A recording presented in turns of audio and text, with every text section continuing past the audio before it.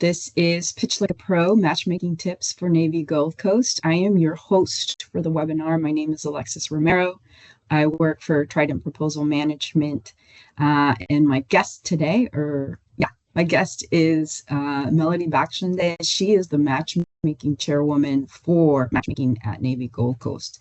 This is a great little opportunity for anyone who either hasn't done this before or is out of practice to just kind of get a refresher on how to make the most out of those 15 minutes you get with a potential government buyer or teaming partner.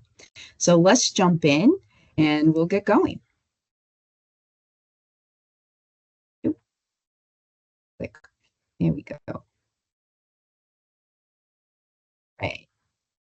Let me move that out of the way. So a little bit about myself for those of you who don't know me. Like I said, my name is Alexis Romero. I wear multiple hats here at Trident Proposal Management. I am the business intelligence team lead. I'm also the events manager for the company. And most importantly for this webinar, I am one of the orals coaches here. I've been doing this for a long time. If I sum up my career in sales, fundraising, human operations training, and business development, I've been doing this for about 26 years. But I've been doing BD for government contracting specifically for the last 12. My company, Trident Proposal Management, is a local business here in San Diego. We do full life cycle business development support. So that goes from beginning to end. Market research, business intelligence, pipeline development, capture management, of course, proposal development, proposal writing, proposal management, training and advisory services, and then executive and presentation coaching. For me personally, my favorite part is the executive and presentation coaching. I love helping people get ready to pitch presentations, and it sometimes pitches to VCs, and of course, one-on-ones and matchmakings, and then the orals presentations. Our company has a flexible and scalable, globally dispersed team. That means, yes, we have people that live all over the United States and abroad, and that way we can help the proposal process pretty much 24/7. So we have that advantage, and it works really well for us. We support small, medium, and large businesses. So I won't say names, but we've probably helped anyone and everyone. So we do have the experience of what does a large company need and what does a small company need when they're doing BD contracting for the federal government. And now I'm going to pass it over to Mel. So Mel, let me click on the slide here. Over to you. Thank you, Alexis. I am Melody. I work for Levitt Zaks. I'm an executive assistant to our CEO, Victor Ramsauer. We do everything financial that you need. But the important thing is that they allow me to be the matchmaking chairperson for the Navy Gold Coast. This is my 6th year. My main job is to help you get the best appointments that you can. My main job is I work with EventDex. We use their platform. And my favorite part of this job is making sure that you guys all get worthwhile meetings with those buyers from the primes and the government. I'll just add to that. Yes, ma'am. I would like to add to that for those of you who joining the webinar. I've met Mel several years ago, and in the time that I've known her and worked with her on these presentations and seeing her work at Gold Coast, she really does care about making or helping you, enabling you to get that connection with the potential government buyer or teaming partner. So you're in great hands with her. She does an amazing job at coordinating this event. For any of you who've ever been part of event planning, or maybe just in an event like as your wedding or something, you know how crazy things can get. And I've seen her running around with that face sometimes, and I know how hard it is, but she manages to pull it through and make everything work. So we're in great hands with her, and I really appreciate that you're here, Mel, and that we're having this conversation, because I think it would really does help people. help set them up for success, right? So they can make the most out of that matchmaking event. So thank you for being here. I really appreciate it. And now I'm going to talk quickly about what we're going to cover in this webinar. So main things we're going to cover. Mel's going to start by basically walking you through the nuts and bolts of Gold Coast matchmaking. She's going to explain how it works, how to book your appointments, what all the important dates are, and more importantly, she's going to walk you through EventDex so that you can see how it works. And if you have any questions, or if you've already kind of gotten stuck at some point, at the end, we'll open it up for questions and we'll be able to kind of tackle all that here and now. I'll also kind of talk a little bit about what to do if you don't get the appointments that you want, because in some situations that's happened, but that doesn't mean there's opportunities with meet with the people you want to meet with. After that, I'm going to go in and jump in and basically give you what is the most important things you need to know to really make the most out of that face-to-face or that one-on-one meeting. And then I'll break it down into the exact things you need to do before the event, what you need to do at the event, and what you need to do after the event. And for those of you who haven't really thought about it that way before, a lot of the value and the ROI comes out of the pre-work and the post-work. Showing up to the event is actually the smallest and shortest part of it all, because it's just 15 minutes, right? But everything that I tell you about what you can do before and after is what's really going to help you build that partnership that can lead to business growth. Okay. Let me see if I can do this. Excellent. All right. So before we begin, there's something that we want to kind of talk about and address up front. It's a quick little update about the government buyers. So as we all know, if anyone has opened up their phone or an app or the news, there's a lot going on in the national and international political arena that is affecting planning for this event. And that's just the nature of that's just the reality, right? So what we really wanted to let you know is that as of today, we have not been able to confirm a lot of the government buyers because they haven't received approval for travel yet. So some of them are still in TBD status. What that means is, first and foremost, we don't want you to panic. We don't want you to think that this is going to be a waste of time. We don't want you to start thinking that you shouldn't be doing this. What we would love you to do is kind of wait and see how the list grows as people start confirming their attendance and start getting the travel approved. But what I would also like you to do, and would really highly recommend, is that you have a backup plan. And for those of you who are small businesses, I would really start focusing on a teaming strategy. Who do you want to meet during matchmaking that would really help you build business through teaming? So we'll talk about that. But one of the things that I really wanted to kind of mention and bring up is right now, with the current situation with the under this administration, contracting in the FAR and a lot of things really are changing. So I'd really like you to consider that teaming opportunities are going to have to be a critical part of your growth strategy, at least for the next few years. So I think it was last week, I was in a it's called a GovCon quarterly dinner, but there was a presenter who's a lawyer for a company or a law firm called Shepherd Mullen here in San Diego and abroad in DC. And one of the things, or several of the things that they brought up that I think is really important for all of us to really take seriously is that if you're a small business, you should really understand that small business set-asides are likely going to decrease under this administration.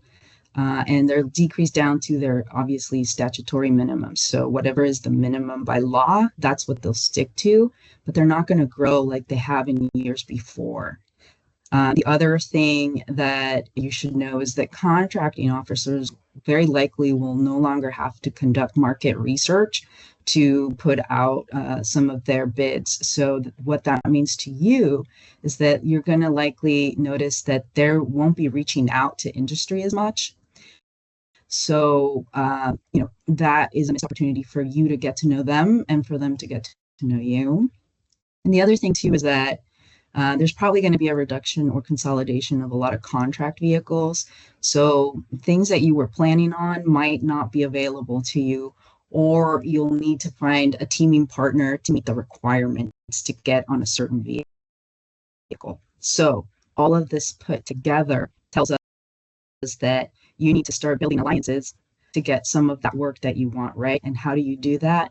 Teaming partnerships. So just taking that all back to, well, what if the government buyer I want to meet doesn't show up to matchmaking? Well, be sure to meet with the companies that have relationship with that buyer and try to get your foot, maybe not through the door, but through a window, right? There's always a way to do that. So keep an eye out for that plan B and that strategy with teaming partners. Okay. Now, we're going to jump into Mel's kind of main part here. And so what we're going to address in this section is all the important admin stuff that you need to know about how matchmaking works. If you've never been participated in matchmaking, this is going to be really important because it'll just kind of give you a preview of everything so that you don't show up kind of not knowing the dynamic or how this works. So with that, I'm going to pass it over to Mel to talk. Mel, I'll drive the slides. Just let me know when you're ready. But feel free. Thank you so much.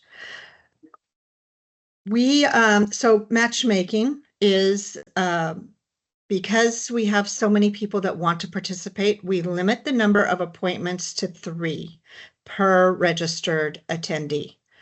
And that is just to make it fair. So the first person in there doesn't get all of the great appointments. We want it to be as many people as possible to get into those, to the really, the government and like Boeing and so forth. All of those fill up really quickly. So that's why we do those limits. Our appointments will be held in person. We are not doing anything virtually at this point, because I do see a lot of all of our Navy. So the Navy has definitely committed to being here. They will, because I spoke with our chairperson the other day, and they will definitely be here. They're committed. So we will have a lot, but they won't show up until later in the month as they're able to get their approvals. So a lot of times I'm adding buyers right at the very day of the conference. So no worries, we'll get everybody in. Our matchmaking area this year will be on the sales pavilion. It gets hot during the summer, so be prepared to bring a fan, bring your little fan, it gets warm. The parking lot can be full, in the convention center. What was this? So picking up your badges, the lines, we've done a lot better. We got a new system. We'll be utilizing EventDex this year for more than just matchmaking. We'll be using them for our badge pickups. So the lines won't be nearly as long as they have been in the past. We do want everybody to schedule their appointments online through EventDex. I will be showing you that here in a little bit, what EventDex looks like. We say we're not making appointments on site. In the past, we used to, on the Monday, which is our free day, we would make appointments there because that's how that system worked, but we no longer can do that. Because we would end up having issues that buyers would have gotten their list the week before, and then they would show up and they wouldn't be there for those appointments that were scheduled later. So that's why we did away with that ability. I'd like you to come prepared. Alexis is going to go over all of that, the best ways to prepare. We had a couple people come up to us last year after doing this webinar that they really, really got a lot of benefit out of doing a lot of the items that Alexis mentioned. We have a bell that when your 15 minutes is up, we will walk through, and I will work with my people better this year and remind them to ring those softly so that way then you guys know that your 15 minutes is up, but we don't want to disturb. If you're having a really good conversation, we're not going to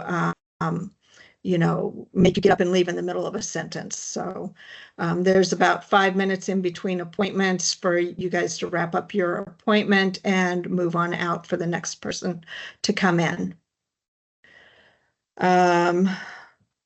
This year, we have a third day this year for matchmaking. Usually it's only been 2 days and each buyer only has a maximum of 25 appointments. Those 25 appointments can be they could actually have less than that depending upon their schedules. Some of our buyers actually are speakers, and so they will block out times that they're not available. So they may have even fewer appointments than available, but I'm going to show you how to get in touch with them if you can't get those meetings. Alexis, you want to go on to the next page? Yeah. One thing we definitely want to mention is if you happen to miss your appointment for whatever reason, please be sure to go talk to the volunteers at the volunteer table up front. Everyone is really nice and really willing to help you if they can, to kind of coordinate something for you. But of course, there's no guarantees. They can't guarantee they'll get you in with your appointment or some other person. So just kind of know that you should try and talk to them, but also if they can't do it, they can't do it. One of the things we'll talk about a little bit more is like entering your profile on the EventDex platform. One of the things, one of the reasons why that's really important is because people are looking at that. So if you do update it, it shows that you're really interested and serious about this. So don't skip that step. Now back to you. Yeah, next slide.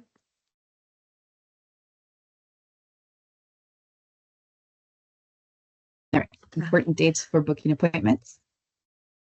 So right now we are on, oh, you want to back up one? Okay. There you go. Perfect. So this is my list of buyers that participated last year when we did our webinar. In the end, we ended up with over 90 buyers. So it changes a lot in between now and when you actually are at the event. We will, like I said, it just goes, it changes a lot. And most of these will come back this year. There's Missile Defense Agency, they did not get their approval. So they are not coming, but I do have her information that she is willing for people to reach out to her. So we do have a lot of that will happen. Excellent take here. So yeah, for everyone in the audience, if you don't see the organization that you really wanted to meet with, you should check in with Mel and see if it was because they just did not get travel approved or couldn't attend the event. And if they left either a contact or some sort of information where you can reach out to them and set up a meeting, either virtually or in person some other time.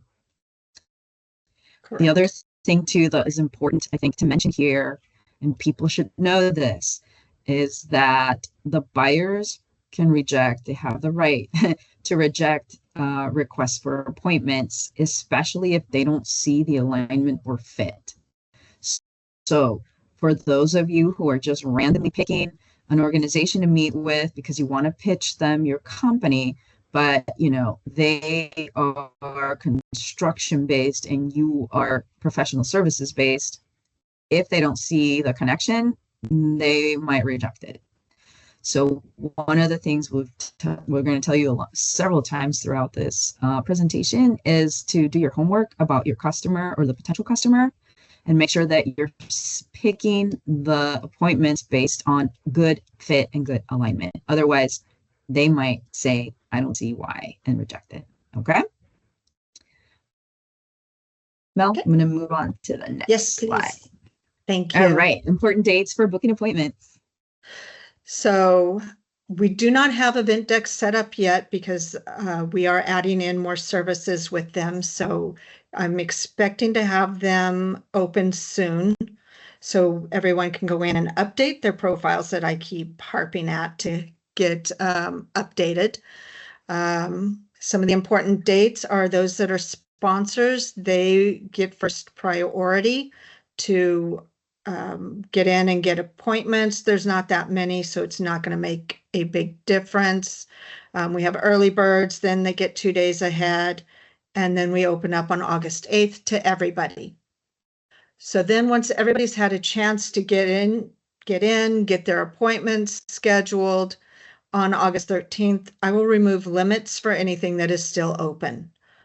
And then on Friday, August 15th, we close appointment scheduling. So that way, then all of our buyers, especially those that are coming in from the East Coast, have the ability to double check their appointments before they come in.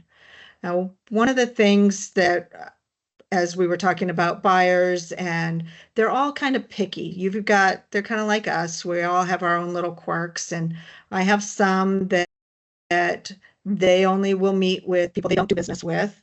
And if you're already on their list, they're going to reject your appointment. I have others that don't care. They'll meet with everybody. And then I have some that are construction only. So it depends upon their needs. And so don't be surprised if they do reject your appointment. It just is because it's not a good fit for them, and they don't want to waste your 3 appointments. We do have some buyers that do like to reach out and make appointments with you themselves. So that's a really good opportunity for you, because that means that you align with them. And so please don't reject it because it was something that you didn't request. Oh, that's really good to know. Okay, Yes. so they can reach out to you if they're interested in meeting you. And if I were you, I would say yes to that. It's a lot easier when they come to you, right? Okay. So what does that calendar of things you need to do in preparation look like? Well, it kind of looks like this, right? So just kind of point here. We are here. As you can see, you have about 5 to 6 weeks to get ready for this until there's all these dates that are important for you to kind of make sure you have on your calendar. But the thing that I wanted to kind of bring up, and sorry, Mel, if I jumped in here, but it's those 6 weeks are really more than enough time for you to complete all your prep work once I start talking about that. So please take advantage of that. Mel, do you want to talk a little bit more about the dates on the calendar? So we're pretty good, except for once you get to the week of the actual event. You have on Monday the 18th is when registration opens. We also have the free day where a lot of people come in and they can see what's going on. And that morning they're doing the Q-Bob. I'm not sure if people are familiar with that, but it is definitely something to look into. And then our actual matchmaking appointment days are Tuesday the 19th, the 20th, and the 21st. And there will also be on the 21st, the Navwar Industry Day, which is another thing to look into. And then after that, it's your follow-up for all those appointments that you had.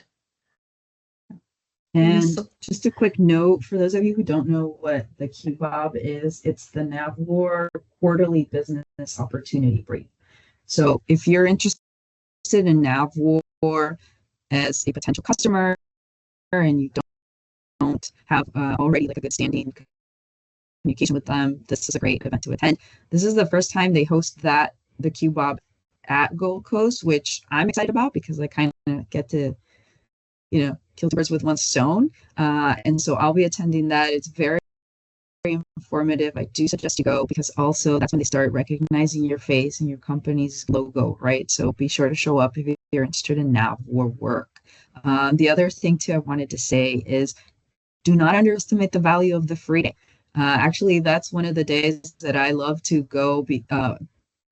That's one of my favorite days in Gold Coast because it has a lot of interesting presentations and panels and information. And it's because I'm not, already working the halls, I get to sit down and really pay attention and hear what's going on in my industry. So if you have time and you're available or somebody in your company is available, I really suggest you to go and hear what they have and check out the website. They already have kind of the agenda for all that. All right, let me move on here. Okay, so I'm going to stop sharing so that Mel can share EventDex and how to use it and navigate it. So Mel, over to you. Okay. So what I wanted to show you first was the matchmaking page on the website. This is where I keep all the information updated. There's a PDF download that has more information for you. It also has my updated buyers list. So that's always good to just have this page to go and reference. So next would be EventDex.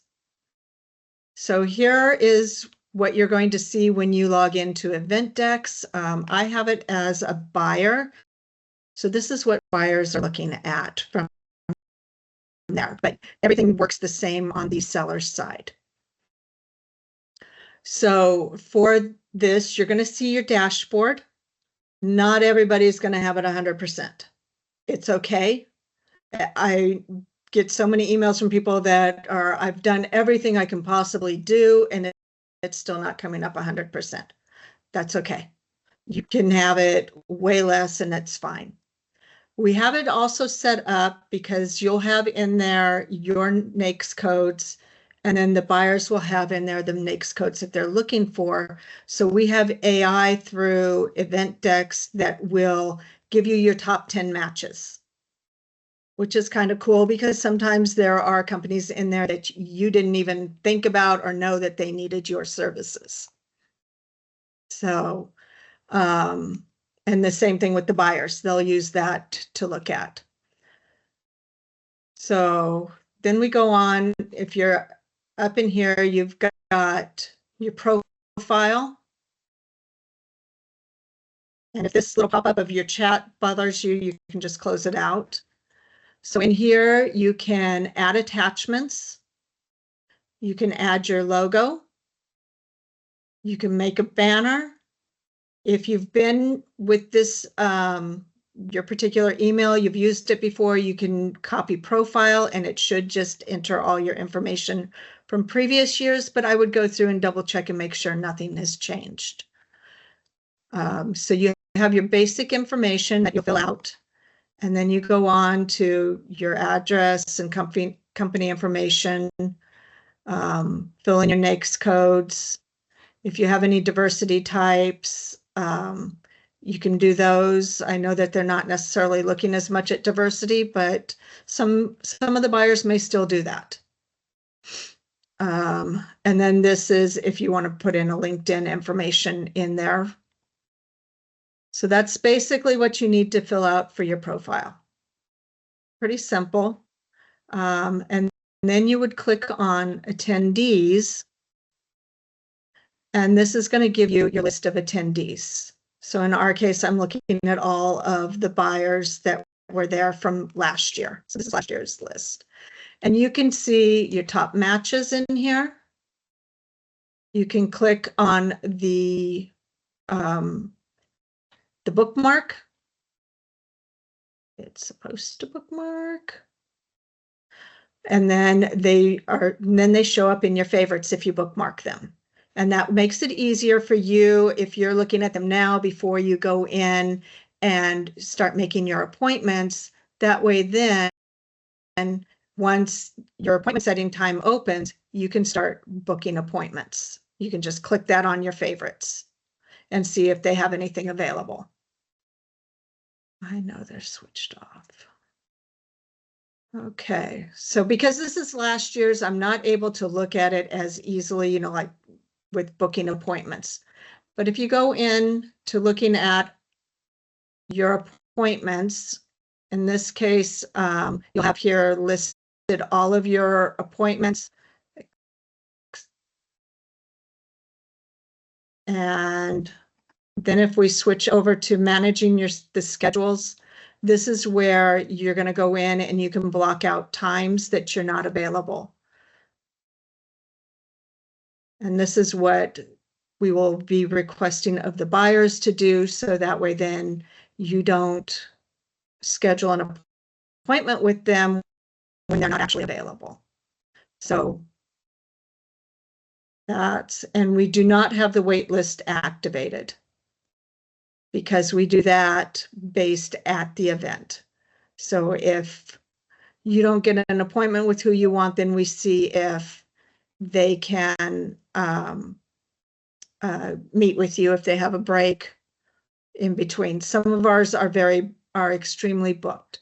So one of those other things is you can click on attendees, and when you look at them, it pulls up their information and you can email them.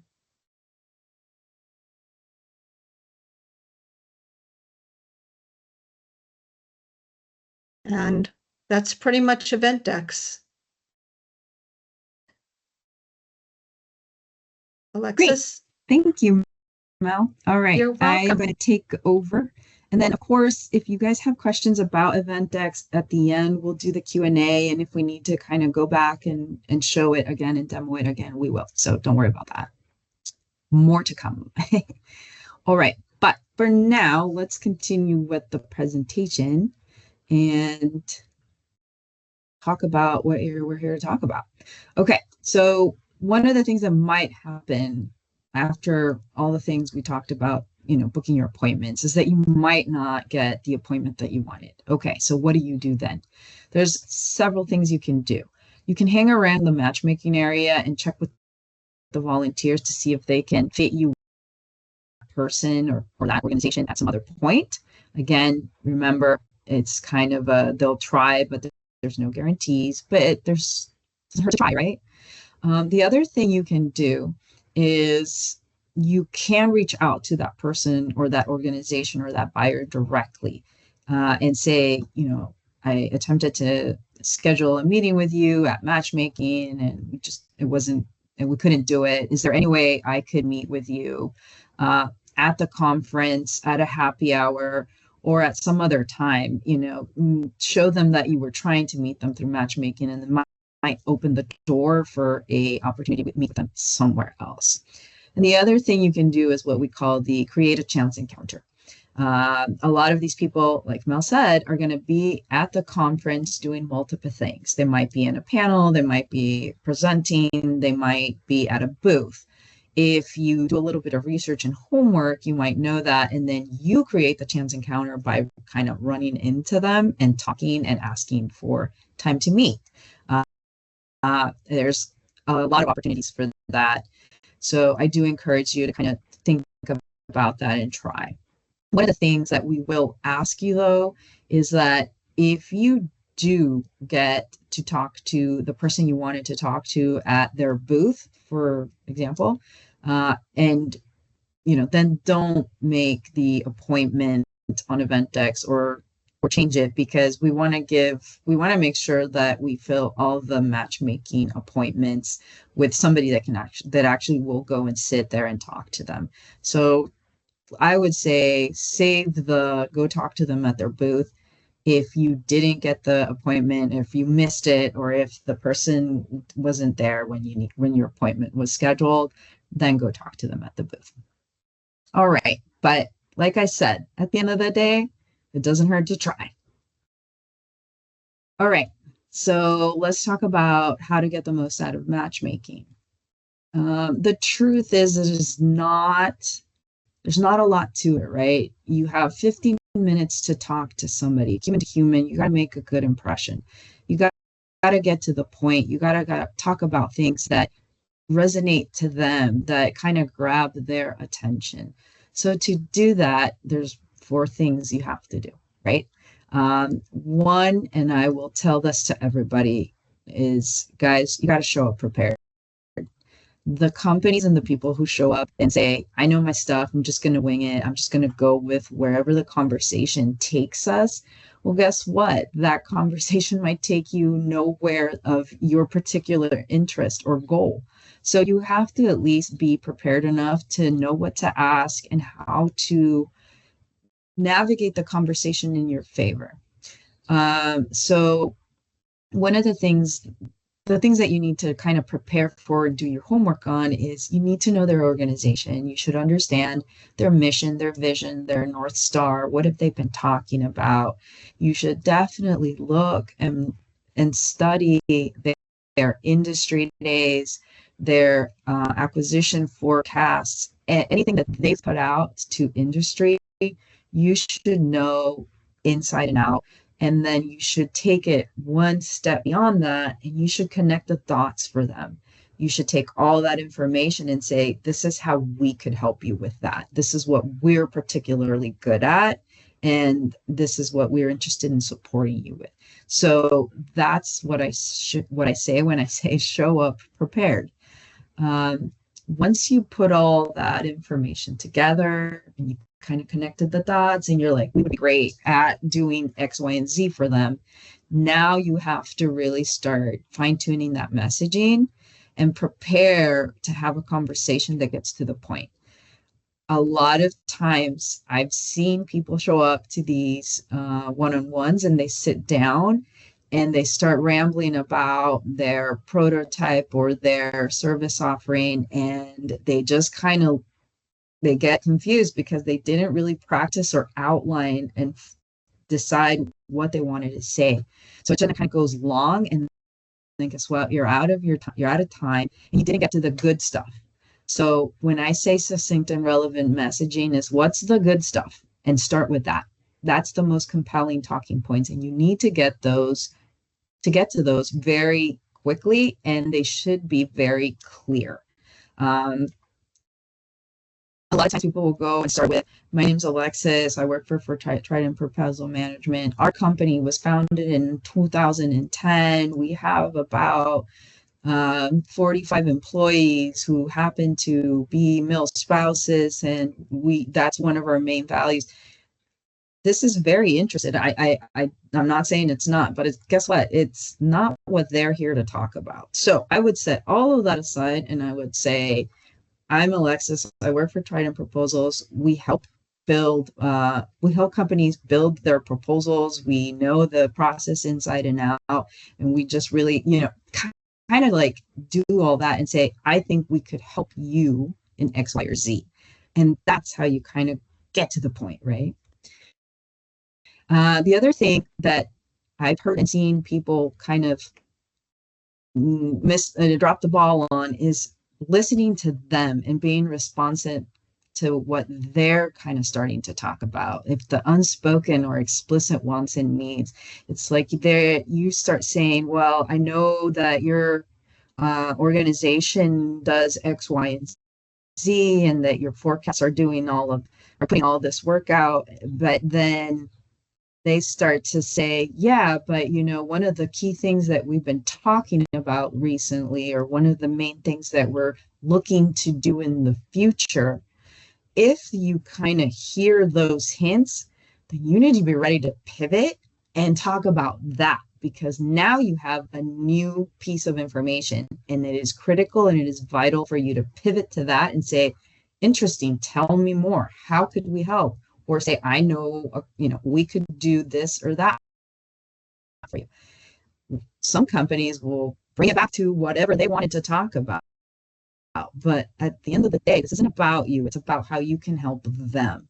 So if they're telling you what they want help with and it's not what you originally had in mind when you walked in and sat at that table, you just got to be ready to pivot. And so I really suggest that you do that.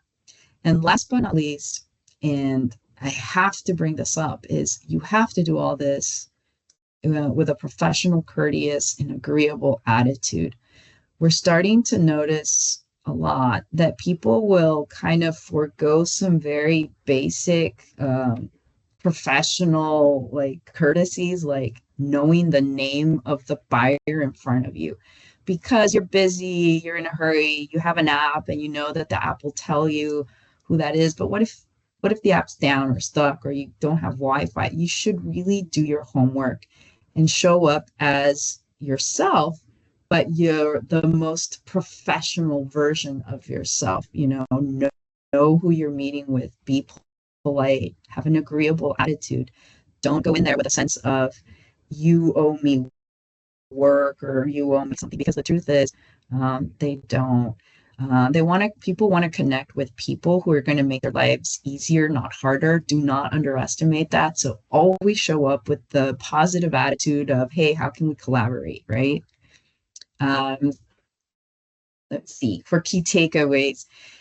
Yeah, definitely know who you're meeting with. Be sure you know their name in person. And I'm saying this twice now because guess what? Mel and I know for a fact, we've heard it from the buyers, that people show up and they don't even know who they're meeting with. They don't even know the name. They can't even greet them and say, hi, Mel, it's nice to finally meet you. My name's Alexis. They show up and it's like, hi. And that's it, with that blank stare in their face. That is not the best way to start a relationship, because you have to build it on trust. So don't do that. Be sure you print things out, you know who you're meeting with, what their names are, etc., etc. Navy Gold Coast matchmaking done well. It really looks like this. It's very straightforward. You show up and you're calm and focused and on time. You show up prepared. You're tailored. Your documents and everything are tailored. You have succinct and relevant messaging. You're not pitching broad general things that aren't tailored to them.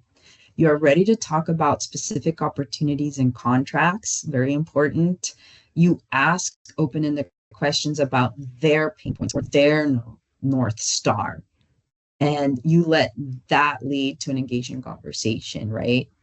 You establish next steps before the bell rings. You have 15 minutes. If your time is up and you get up and you leave and you didn't establish a next step, I will follow up with an email. I will make sure to send you this. Or if they say, these are the 5 things I want you to do before I talk to you again, you say, okay, I will do these 5 things and then I'll reach back to you in a month, or et cetera, et cetera. You have to do that. And then always be courteous and follow up with a thank you within 48 hours. Very basic stuff, but it goes a long way. When I say succinct and relevant, I really want to make sure people understand what that means. Succinct messaging means that you get to the important things first, fast and clearly. And relevant things is anything that speaks about things that matter to them. If that doesn't matter to them, they're going to, hear you out, but they're going to check out. So don't give them that opportunity to check out mentally. Okay. So now we know what success looks like. What do you have to do to achieve that success? Well, there's things you need to do before the event, during the event, and after the event. Before the event, and remember, we have 6 weeks for you to do these things. You need to develop a matchmaking strategy. You need to conduct in-depth research, and you need to practice your pitch. And then last but not least, you need to tailor your materials to your audience. If you don't do these things, you are kind of, in a way, just winging it, and you're not maximizing the ROI on not just matchmaking, but the entire Gold Coast endeavor. You can get a lot of value in events, but you have to do the work to make it work, okay? So how do you develop a matchmaking strategy? It's not that complicated. All I really want you guys to do is, before you start clicking and making appointments based based on, I know that the EventDex is giving suggestions based on AI, but you as a company should really know who you want to meet with and why. If you don't know the why, then how do you know that you're going to get the work that you want? So take some time, and this can be part of your BD, weekly or biweekly meetings, and say, hey, we're going to this event. We're going to meet with this people. Who would we really want to meet with and why? What would we get out of it? So definitely start with asking yourself that question. And then ask yourself, what do I need to achieve? What do I want to achieve from that meeting, and how do I get that? Like, what does success look like when that bell rings, right? Smiling faces and shakes and handshakes and agreeableness on, yes, this would be a great collaboration. Let's make it happen by starting with X, Y, or Z. So to do all that, you need to really do a little bit of research. You need to prepare. And again, I mentioned it, you need to start connecting the dots and kind of selling yourself and why you would be a good business partner with this organization. For example, if you are a women-owned small business and you're meeting with a buyer, you might want to check and see if they've met their small business quotas for women-owned small businesses. If they are like regularly under their quota for women-owned small businesses, you can start the conversation with that. We're a women-owned small business, and then we know that would help you meet that quota.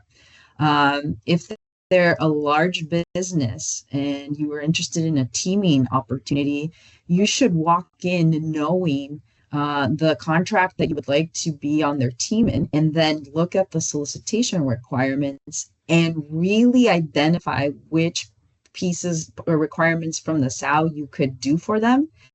And then maybe, does it have a small business participation plan that they're going to have to put together? If so, and you're a women-owned small business or another SES, you could say, we're a hub zone or an 8A or a women-owned small business. We could really help, that would help with your small business participation plan. Like, think for them, do the thinking for them. And they'll really appreciate that. And that'll also make them more interested in you just automatically, right? The other thing that you have to do is know what leave behinds you're going to want to bring and how you want to tailor it to each of the people you're meeting with. This is the most critical part of this entire presentation. Is you have to tailor what your message and your leave behind to the people you're meeting so that it becomes more relevant to them and they're more interested in working with you. If you didn't know, you can bring your tablet or laptop to do anything like demos. You can bring pitch decks. You can bring things to show or present. So just know if you're going to want to do that and leverage it by tailoring it to them. For anyone, this is very basic. The government doesn't want to see anything that's more than 3 years old. You have to update your materials. If they look older than that and they sound older than that, again, remember, we're working a lot of technology that's moving really quickly. Anything 3 years or older is outdated now. So keep that in mind. The other thing too is that if you're going to bring a one pager as a leave behind, make sure it's a one pager and that it's really relevant to them. People don't have time to read anything. They're really busy. Just get to the point, make their lives easier, show them the good stuff. Okay, you conducted your matchmaking strategy. You know the companies that you really want to meet with and why, because you know they're going to help grow your business and it's part of your overall BD strategy. Great. So now you need to really conduct a little bit more research. What you did initially was great. It gave you a really good idea, but now that you have the appointment confirmed, now you really got to step it up and do a little bit of more research. Who are you meeting with? Who's the person? What do they tend to talk about? Where do they usually and typically show up? What does this organization want and need and buy and procure? Where are they going? These are all the kind of questions you should be asking yourself.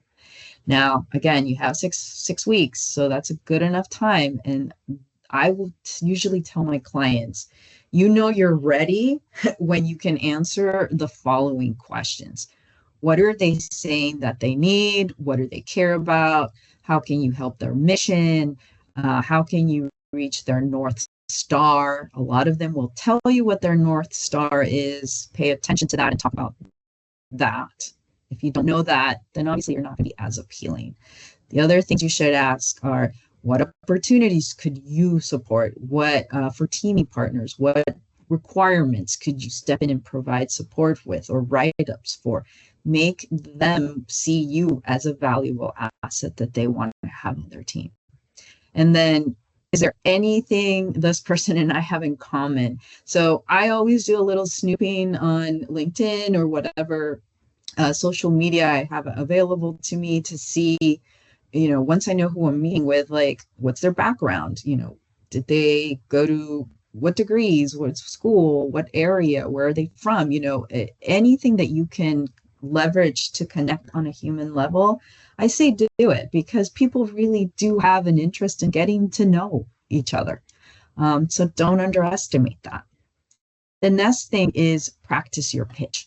You really, really, really have to practice it. When you just show up and talk about it the first time, guess what? You're going to fumble, you're going to slip, you're going to forget, you're going to get stuck. And then if you're not doing a great job and something throws you off your game, then you're off your game. Just avoid that altogether by practicing. In orals coaching, I always tell my clients that we need to practice no less than 5 to 7 times, because that's how many times you have to do it to commit it to memory. If you just do it 1 or 2 times, you're going to end up getting stuck, right? It happens to all of us. So the things that you need to really understand inside and out and be super comfortable talking about is, what do you do?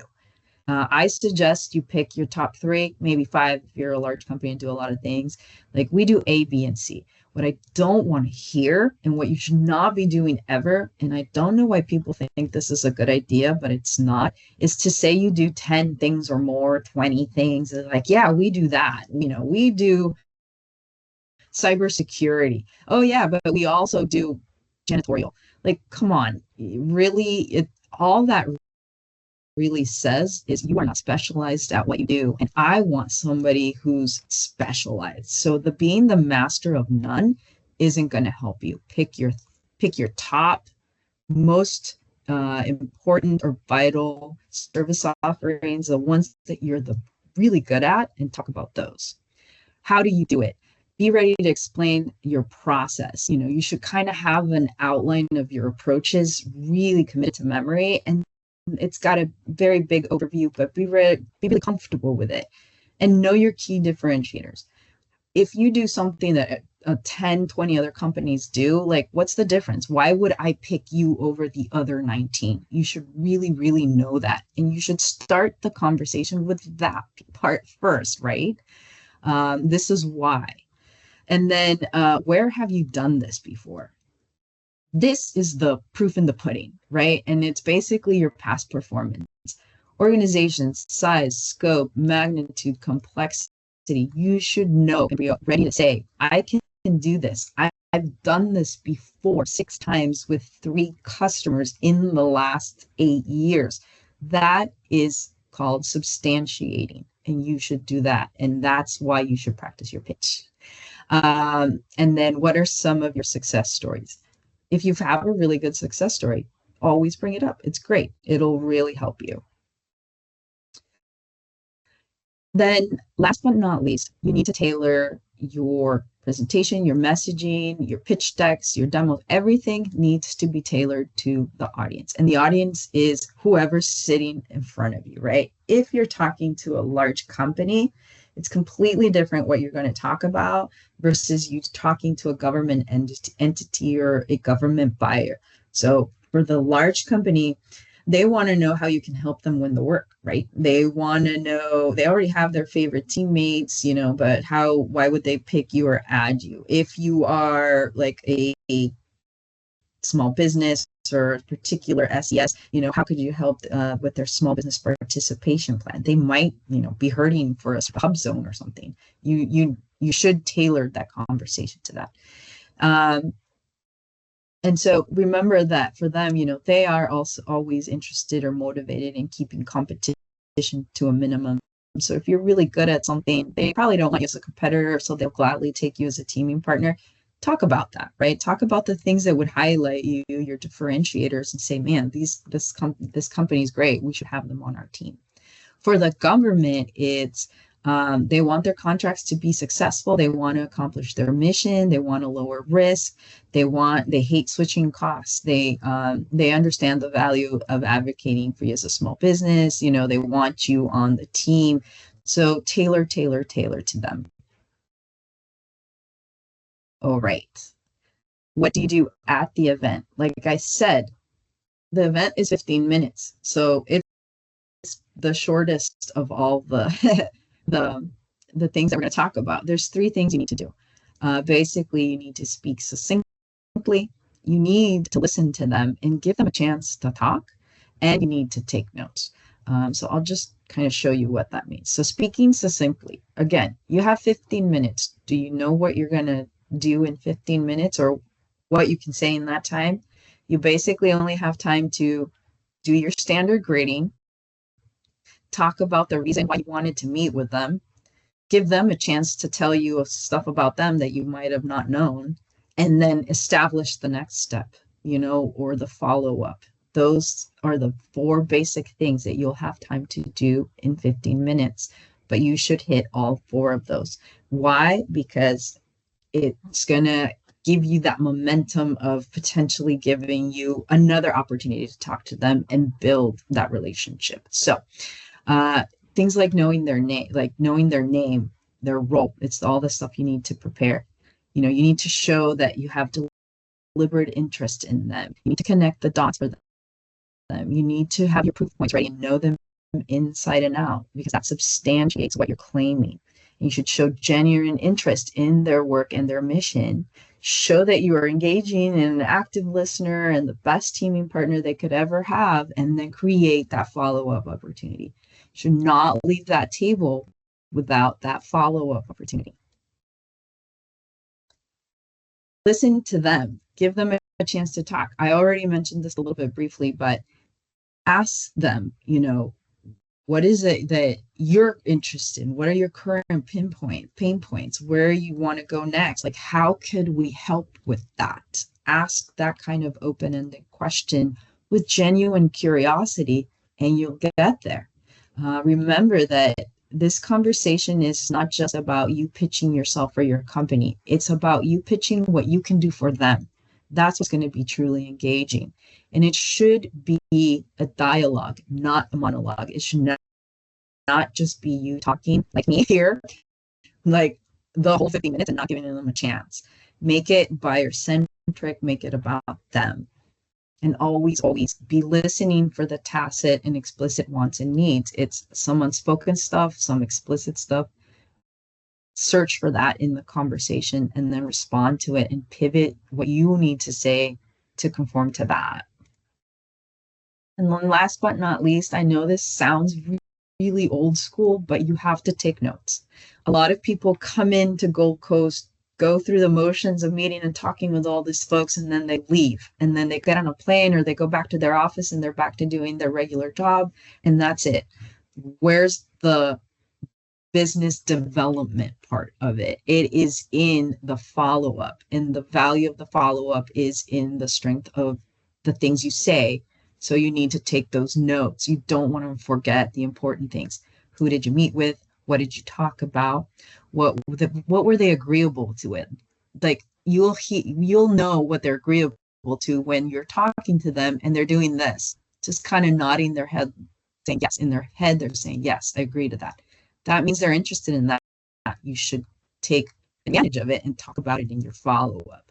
And of course, if you agreed on something or whatever, what was the follow-up action? Do it.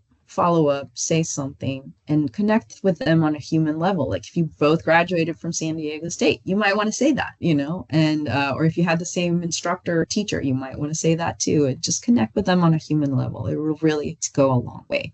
But the notes will really help you that, because if you meet with 10 people, you won't know which of those 10 people was the person that also went to San Diego State with. So do not underestimate the value of a little pen and little notebook, because it goes a long way. All right, I know I'm coming up on time, so I'm going to go a little bit quickly on these, but what do you do after the event? This is very, very important. Again, people event over, moving on, and then nobody talks about what happened, who they talked to, or how they should follow up. This is the biggest mistake, because the value in being there and talking to these people is the things you do afterwards. So you should conduct an internal debrief after the event. You should execute a follow-up campaign, which is emails, whatever follow-ups you do, and you should use CRM or your CRM tool to track what was said, because ultimately it's relationship management. Okay. For conduct an internal debrief after the event, we all humans forget information after 24 hours, more after 48, and then completely forget everything by the end of the week, especially nowadays. So you need to get everybody that attended the event, get them together in a meeting and say, okay, who did we meet with? Who did we talk to? What was a benefit? Who should we follow up with? All of that needs to be done within 48 hours. You need to share the knowledge. You need to discuss what was said, what needs to get done, who's gonna do it, make some tasking assignments. You really, really need to assign follow-up, either a call or an email. That's called a call plan. In some cases, for example, I will meet with somebody, but I get a feeling that they would resonate better if they met with another colleague of mine in my company. So I'll say, hey, you know what? I'm going to send this email. I'm going to CC you in it. I'm going to make an introduction, and I'd like you to take it from there, because I want you to talk about X, Y, or Z. Those are the kinds of strategies that'll take that relationship to the next level. Use things like your calendar, your CRM tool, whatever you have, to set up ticklers and reminders about who you want to follow up with and when. Maybe you want to follow up again 3 months later, et cetera, et cetera. Do future you a favor and set those ticklers up. And then, of course, enter all of this enter your contacts in CRM, and then revisit the plan and the stakeholder engagement within a few weeks or months and see what you would do differently. What would you want to do the next time? But these actions have to get done. So that's the next step. Execute the follow-up campaign. You actually have to do it. Keep the momentum going. Reach out to them. Say thank you. It was great to meet you. Engage in genuine follow-up.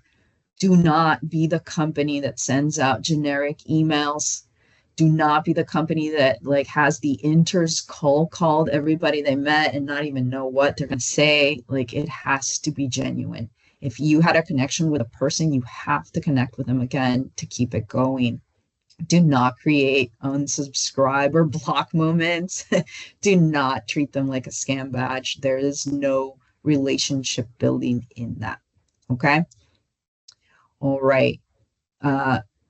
Last but not least, use the CRM tools. I've seen companies with some really fancy CRM tools, and then I don't see you entering I went to this event, I met with this person, this is what we talked about, this is what we agreed on, this is what we should say next, this is how we should follow up, and then do it. It all gets lost.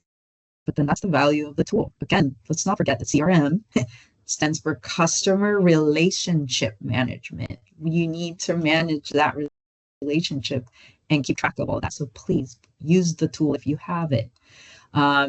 It'll really kind of make sure that you're doing what you agreed to do in the time you said you were going to do it, and then that you're keeping that relationship going. And if you don't have CRM, use whatever other tool you have, but track these things. It's really important and valuable. It's really, really valuable. Okay.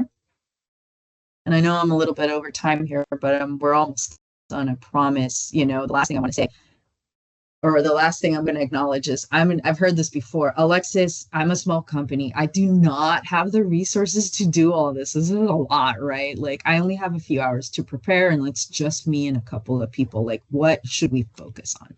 Okay. No kidding. You really need to know who you're meeting with and what they do. Like you need to do that basic research. The other thing, once you know who you're meeting with, you really need to tailor and define your messaging and your printouts or your handouts to them and what they do and what they're interested in. And then once you do that, you need to practice. You need to fine tune that messaging. You've got to get really good at talking about the things that are important. So practice with your colleagues, practice with yourself, record yourself talking, and then listen to that and just hear yourself out. You have no idea how much value you're going to get out of that. But really know your service offering, your experience, and your demo inside and out. It's only effective once it really gets really natural and you kind of get the nerves out of your system and you kind of are like, I can do this blindfolded anywhere, no problem. What I just am asking is do not wing it. Do not wing these things because you're not going to get the most value out of that. Okay. If you still feel you are overwhelmed and cannot do all these things, or you don't know how to practice, or you want your materials to be reviewed, you need graphic. A company like ours, Trident Proposal Management, can come in and help you. We offer very flexible and scalable solutions. If at the end of this you feel you need some help, I'm here to help. Reach out to me, and I'd be happy to talk about what we could do to really make you like just a really solid, like BD pitch, confident, ready to go. Okay. So we're here for you for that. And with that, on behalf of Trident Proposal Management and EventDex, I really want to thank you for joining us today. I'll be at Gold Coast, Mel will obviously be at Gold Coast, so we'll see you there. You know, I didn't get to see your faces, but if you see me, please come say hello. I'd love to meet you guys. Like, I'm a BD person for a reason. I'm kind of an extrovert and I love talking to people. So I'm very always curious about you and your company and what you have problems with and how we can help. So let's talk to each other. All right. Okay. Now I'm going to open it for Q&A for anybody who's still around because I know I went 5 minutes over. We'll do that in a second. I am going to say we're going to email out a slide deck that has the takeaways and the what to do checklist. They look like this. It's not the entire deck, but there's a reason why I don't send out entire decks because I don't want you to just have it as a secure blanket that you'd never actually go to again. If you really, really feel there was slides of value that you want to know or share with other people in your company, I would love you to email me and contact me directly and let me know that you'd be interested in the slides. And I'll happily give them to you if you tell me for what particular reason or what part of the slides was very valuable so that I can also learn and improve as I do these webinars. Okay, so that's the deal. And my email is available and will be available in the handouts. So with that, I'll stop sharing and we'll open it up for some Q&A. So we had a couple questions in the Q&A section. The first one was from Vet regarding. Sorry, let me pause here. Kylie, let's see. Are you around? Were you tracking those? Yep, Melody's got it. Oh, Melody's got it. Okay, sorry, I wasn't sure. Go ahead. That's okay. So this question is regarding the matchmaking process. And I do not, as the event coordinator, I do not match you guys up with appointments. You guys make your own appointments. You set your own schedules. You do that same thing with the buyers. So if someone reaches out to you for an appointment, it would be a buyer. It would not be someone in my team matching people up because we don't know who you already work with. And that would be a waste of your time being matched up with someone that you already work with. So I hope that it fully answered that question. The next question I had was, do I expect to have 90 buyers? My hope is to have 100. That's been my goal for a couple of years. So we've been growing the program. When I started, we had about 70. So it does continue to grow. I have new buyers coming in this year that I didn't have the last few years. So that's always exciting to me when I get new ones in. Yeah. Yeah. We like new buyers. It's fun. That we do. Are there any other questions? I see a hand up from Ronald Jones. It's the Ronald Jones I know. Ronald, I don't think we can unmute you. So if you want to throw your question in the chat or in the Q&A, you can go ahead. While we're waiting for that, Melody, can you share kind of your impressions on the demographics of the buyers that you see? Do you see more technical people, engineers, logistics, CEOs? Who in general are they talking to? So the buyers are generally purchasing agents from the companies or from the government. So some of them might, on occasion, they might send an engineer, but for the most part, they're all technically the contract people. And the person that it shows on EventDex may not be the person sitting in front of you either, because they will a lot of times put, they have a whole team of buyers, and they'll look at, a lot of them will look at your profile and say, okay, this buyer will be the best to sit with you. Awesome. We have another question that just came in. Okay. What's the typical ratio for large companies versus government entities? Oh, I haven't done that. I want to say I'm about 50-50. That sounds about right. Somewhere around there, right? Yeah. And then we also have, sometimes things will happen last minute where like someone's sick and they have to now man a booth instead of being able to sit at matchmaking. So then we end up sending everybody over to the booth instead for their appointments. But, it's just being a little bit flexible. Yeah. So like one of the things that I love to remind everybody when it comes to these kinds of big conferences is you have to prepare and plan and be ready, but you also need to walk in the day of and go with the flow. Like you just have to. It's really like you're not going to get exactly what you had in your mind, but you are going to get something of value or better, because there's just something about when you really plan and have everything set, like it's just the vibe is positive and you feel confident and you're ready to go and you can just adjust, but you have to adjust and pivot. If you can't pivot and go with the flow, you're not going to get the most out of it. So just be really flexible. Everyone's trying their best. Not everything goes as scheduled or planned.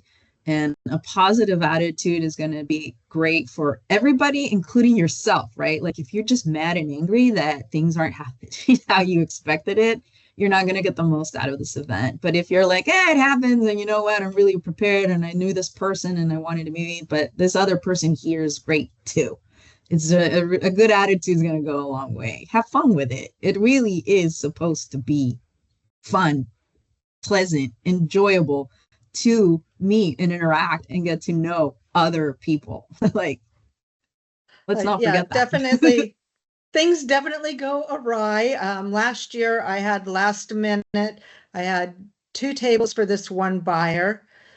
I double check. I quadruple check with all my buyers, make sure they're coming, make sure that, I send them all instructions. Doesn't mean that they all read it. Doesn't mean that they all do what I ask of them.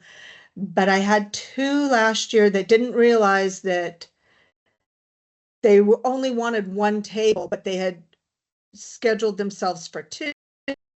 So I had them, so they were completely booked with 50 appointments in between the 2 tables, but they only wanted 1. So I had to knock out the 1 table and then try and get everybody to meet with them at a later date and time. Yeah. It So, happens, human yeah, errors, things happen. misunderstandings. We just don't know, and we cannot control for everything. And this is why Even though I try. this job is so difficult. And it's like you see Mel like sweating and with like the crazy look that the day of. I just say hi and leave her alone because I know how it goes. Like I'm not even gonna mess. Like, but if you need help, let me know. Like I will do anything to help, right? And I'm not even volunteering, but I'm like, how can I help? Like as a human, like, do you need something? Like, so it does get a little chaotic. So just give people a break. The volunteers are volunteers. This isn't their job. It's not what they do. There's nothing in it for them. But they really are trying to help you. Like I've volunteered in the past myself, and any chance that I could give somebody like an opportunity to get an appointment because it was available, I'm like, get in there, go, go, go, go. Because if anything, just talking and trying, it'll lead to something. I don't know what, but it will. So just do it. Like try it. It can be fun, even in chaos. Speaking of going with the flow and taking advantage of that extra time, is it objectionable to give the buyers their time back if you don't fill their whole 15 minutes? Is there a way to do that nicely? I think it's a favor to them. This is big. Like this is a long, and they might need to go to the bathroom. You never know. So one of the things I had a slide, I think I didn't touch on it, but I'll say it now. Thank you, Kylie. Is sometimes there's just no click and no mesh with the person in front of you, right? You come in with the best positive attitude and you're starting to talk about, and they're like a wall. It's crickets. They're just staring at you on their phone, like waiting. You don't know what's going on in their life. They could have a bad day. They could be, had a huge fight with their husband, whatever. You don't know what's going on, or what for some whatever reason. It's just the personalities don't match. If you get that sense and you're like, this is gonna go nowhere, you don't have to take it personally. You don't have to get upset. You don't have to do anything, but give them your spiel, give them your talk, leave your leap behind, say it was great to meet you, this is all I got for today. Do you have any questions? No? Okay, great. Well, thank you so much. Great to meet you. I'm going to give you back, 10 minutes of your time or 5 minutes of your time, and I'm going to go, take a break. I hope you have a great day. Bye. And like, they'll appreciate that you gave them a few minutes back. No, I see no problem with that. Awesome. Also, the Ronald Jones that Susie.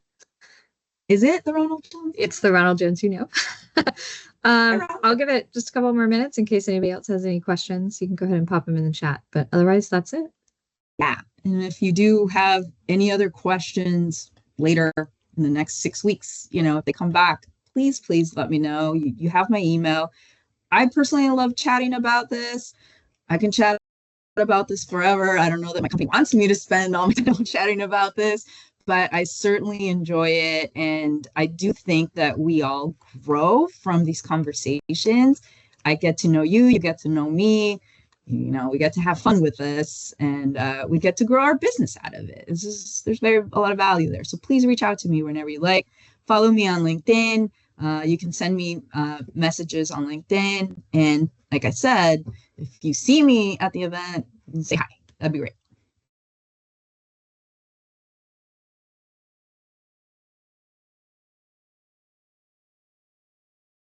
Thank you. Thanks so much, guys. All right. Sounds like we're done with questions.